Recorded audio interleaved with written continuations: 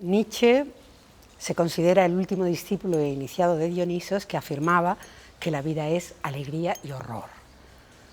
Y como hicimos con Schopenhauer, que vimos los conceptos fundamentales, tenemos necesidad también de ver cuáles son los conceptos importantes de Nietzsche. Así que propongo una lectura de Nietzsche a partir de un anillo de sabiduría. Todo pensador tiene en su haber una o varias ideas importantes y a lo largo de su quehacer filosófico va dando vueltas y revueltas en torno a este tema. Y las vueltas y revueltas que sus obsesiones producen constituyen ese anillo que decíamos de Nietzsche. Nietzsche rumia continuamente los conceptos. Vamos a elegir 5. Dios ha muerto, es decir, el nihilismo, transvaloración de los valores, el superhombre, voluntad de poder y eterno retorno. No aparece ninguno de estos conceptos explícitamente, no le dedica ninguno de sus libros, sino que Nietzsche dice que es un filósofo vaca y dice que es el mejor de los modelos de rumiante. Comenzaremos, por lo tanto, imaginemos un círculo o una serie de cadenas con una serie de eslabones, porque veremos que todos los temas remiten unos a otros. Si arriba ponemos el Dios ha muerto no es simplemente una frase del ateo pensador, sino que significa la muerte de todos los valores, de todos los ideales. Nietzsche declara su guerra contra todos los ídolos y contra todos los ideales, es decir, filosofía, arte, religión, supersticiones, etc.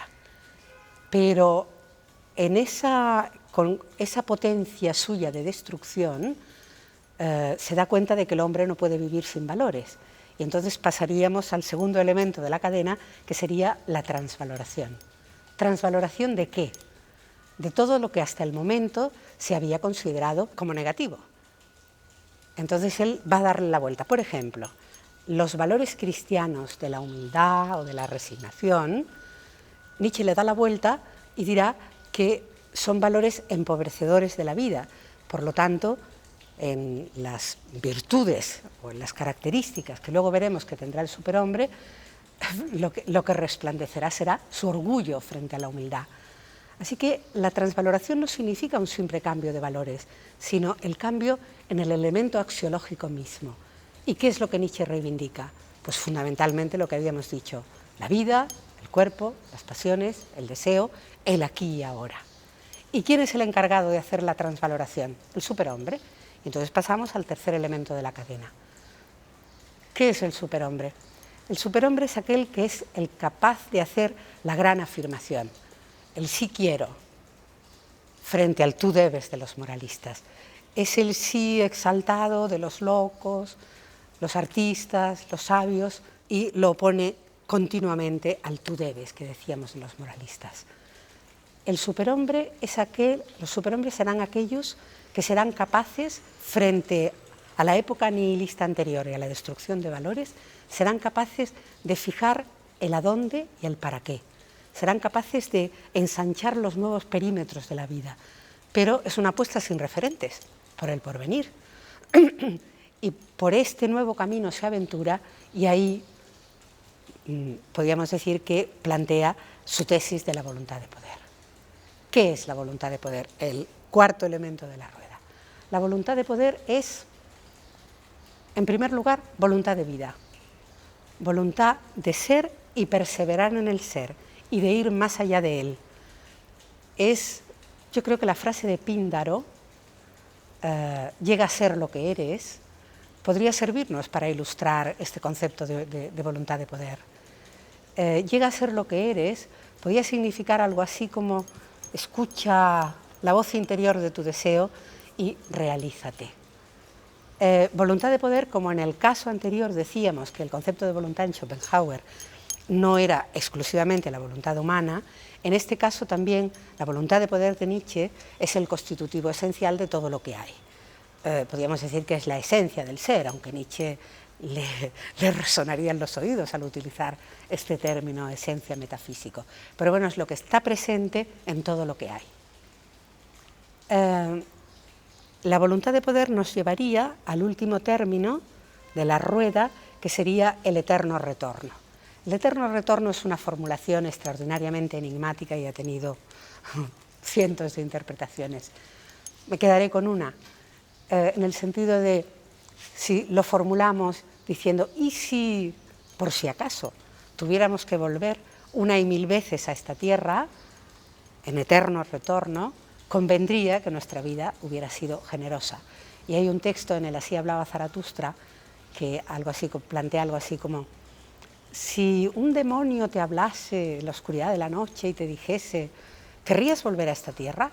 Si hubiese vivido una vida de superhombre, diría sí, por cierto, una y mil veces, pero si hubiera vivido una vida de último hombre, me rechinarían los dientes y me horrorizaría el planteamiento del demonio que así me hablase. El superhombre sería justamente lo opuesto a los despreciadores del cuerpo.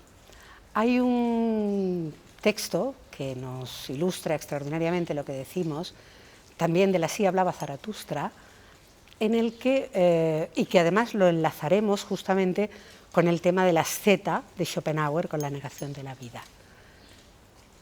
¿Quiénes son los despreciadores del cuerpo?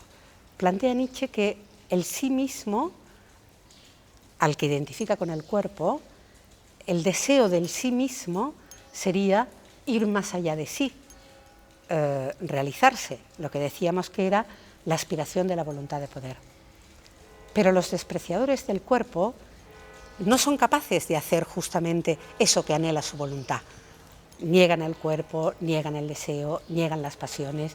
Se está refiriendo evidentemente a los ascetas de todos los tiempos. Pero termina diciendo Nietzsche algo así como: en vuestra mirada oblicua lo que hay es una envidia extraordinaria de la vida de los superhombres. Así que, a modo de conclusión, podríamos decir que, si hacemos un recorrido y síntesis de lo anterior, diríamos: hay una formulación positiva del deseo en Platón que da alas al alma. En los estoicos habría una necesidad de la supresión absoluta del deseo para conseguir un mínimo de felicidad. Y no he citado a Spinoza. Spinoza es un autor que aparece continuamente en los textos de Schopenhauer, porque hay una idea en su ética, que es la idea de conatus, impulso, que lleva justamente a perseverar en el ser.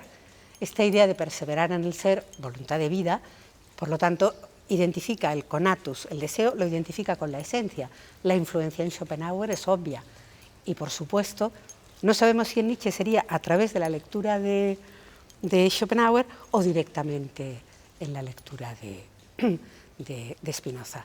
Así que nos quedaríamos con esta última necesidad de la reivindicación del deseo, porque ¿sería posible lo que plantea Schopenhauer o lo que plantean los estoicos de la supresión del deseo? Si en todas las frustraciones y los avatares de la vida que nos caen encima, la supresión del deseo sería un ser humano o inhumano. Y con esto quizá terminamos.